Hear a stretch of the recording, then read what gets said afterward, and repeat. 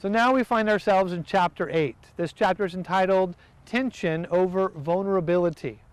In our Western culture, we are comfortable exposing or explaining our failures. We're taught as very young people to work hard, and when you fail, get back up. And if you don't do something right, keep trying. And the more you try, the more you'll learn. Your failures are only there to bring success in the future. There's a quote from Thomas Edison that says, "I didn't fail making a light bulb 1,000 times. I just had to keep trying until I got one of them right." Because in our culture, we are taught to push the limits. Now, we all know we're going to fail. We all know that in our points and times of maturity in different areas, we're going to fall on our face. But our culture teaches us, you know what? It's no big deal. Our culture teaches us to continue to try new limits, to continue to strive to be better. And when you do that, you will find yourself in the end succeeding. And when you succeed, that is what your purpose is, or that should be the result of your life. You should achieve something. Now, it's completely different in other cultures. In other cultures, when they are seen as vulnerable, they want to hide that, or you might know the term save face. They don't ever want to be seen as better or worse than another. If they're seen as better, then they are considered prideful. When our culture finds somebody better, we all look up to that person and say, I want to achieve that. But in these other cultures, they don't do that. They say, let's try to be more alike so that we don't have competition between each other, so we can all be equal on the plane. In example, in our last chapter, we said it was all about what I achieve compared to what my family has achieved. In America, I want to be the best and you all should follow me. In other cultures, they say, no, we want to be the same. So the individualistic or the group-orientated culture will dictate people's desire to expose or hide their own vulnerability. Now, in the book, Lingenfelter gives a great example. He said when he was living on the South Pacific island called Yap, during a three-legged race, he watched the people that were winning the race start to slow down when they realized they were winning. They looked behind them in this three-legged race and they said, my family members, my community, friends are not as fast as I am, and so they would slow down, and so that all of them, the slow ones and the fast ones, would cross the finish line at the same time. Instead of going as fast as they could and getting out, lengths and lengths ahead of people, they would slow down and all finish the race together. Because if they were to win that race with a good amount of distance between them and the rest, the whole community would say, you think you're special, you're prideful, you think you're better than us, therefore you run ahead. In that culture, and a lot of the cultures we minister in, people like to stay together. Now, there's a problem with this. When they do that, they never push the limits. That is one reason why they constantly suffer from war and disease and famine and all of these other things, because they never push the limits. For example, in America, we're taught to push the limit. If we can't fix a problem like a disease, if we can't find a medicine, let's work as hard as we can to make a better medicine, to make a better technology, to invent another way to do an operation. Let's continue to push it and push it and push it. And as you push it, you know what? Someday you'll end up on the moon, if you want to use that analogy. When I was living with the refugees, I looked around the community and I thought to myself, you know what?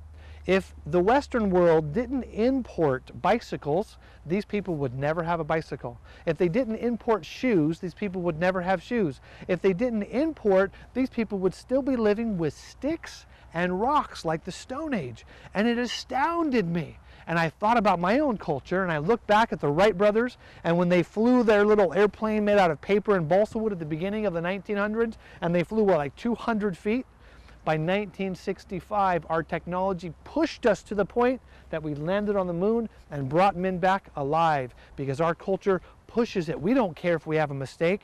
We keep going. And so when we go to these other cultures, we cannot expect them to think the way that we think. We cannot expect them to push themselves and to literally put themselves on the line to be seen as failures at some times. We cannot expect them to take upon our cultural traits. We need to expect them to live in the culture that they were born in. So the good thing about being open to vulnerability, being willing to put yourself on the line, being willing to fail, is that you learn your limits and you improve upon yourself. The bad thing about it is we are open to talk about our failures. So when we enter into another culture, we are really quick to say, oh, I'm so sorry I did that wrong, or even worse, when a person from another culture does something wrong, we're quick to point it out. Because we'll point it out between each other as Americans, but please be very, very cautious in ever pointing out a cross-cultural person's mistake. Because in his culture, he is taught to save face. And here you are as the missionary, the one giving God's message, and you are degrading them in front of their people. You're embarrassing them. You're putting them in a place where they're embarrassed. As an American, we would be challenged. As an African or Asian, they find that they are embarrassed and they're bringing shame upon their family. Be very careful of this. Now, I ask myself, biblically, how should I live? Should I always protect my image? Should I never talk about my mistakes? I don't think so. In 2 Corinthians chapter 12, Paul summarizes all of his issues in 2 Corinthians, and he summarizes in chapter 12 by saying, I am made perfect in weakness. The grace of God is sufficient for me, and the more weak I am, the stronger God is. And so we see in the New Testament, it is good to speak of your weaknesses. And so, for a practical example, you share your weaknesses. You share your strengths, and you be open and honest with them. But don't ever, be very careful of asking them to share their weaknesses with you. Your culture allows for it. The New Testament allows for it, but their culture does not. If you want to bring this concept to them, as Paul was bringing to his people, it will take time. You must live there and be culturally correct or culturally relevant with them, and then in time, after you've given them that example, then slowly they will begin to expose themselves, but they will not do it in a group. They'll do it individually. And as a culture changes, because the New Testament will change it, then maybe in 50 years, they'll be as open about their mistakes in public as you are about yours.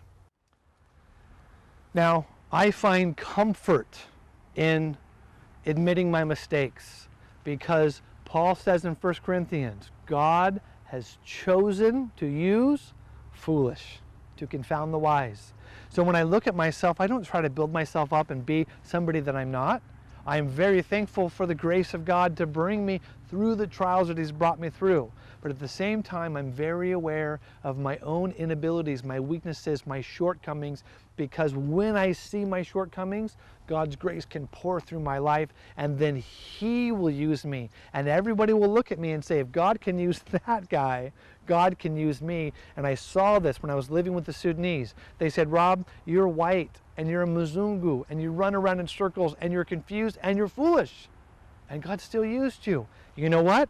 That encourages us, because if God can use Rob, God can use us. And my missionaries that are African took that example and the Word of God and Paul the Apostle, all of it, and they said, we are going to press the limit. We're going to leave this refugee camp. We're going to go into South Sudan and find villages that have never heard. Even if we fall on our face, the Bible and those Christian missionaries gave us the example, and we are going to be willing to push the limit and expose vulnerability because we saw it. You guys, I was with them for 4 years. It was at the very end of that they even brought up the idea of exposing vulnerability. It will take time. Don't press them to do it. At the same time, you show vulnerability, but cover them, protect them, and realize in their culture they're not going to do it quickly. So God bless you, and blessed are the flexible.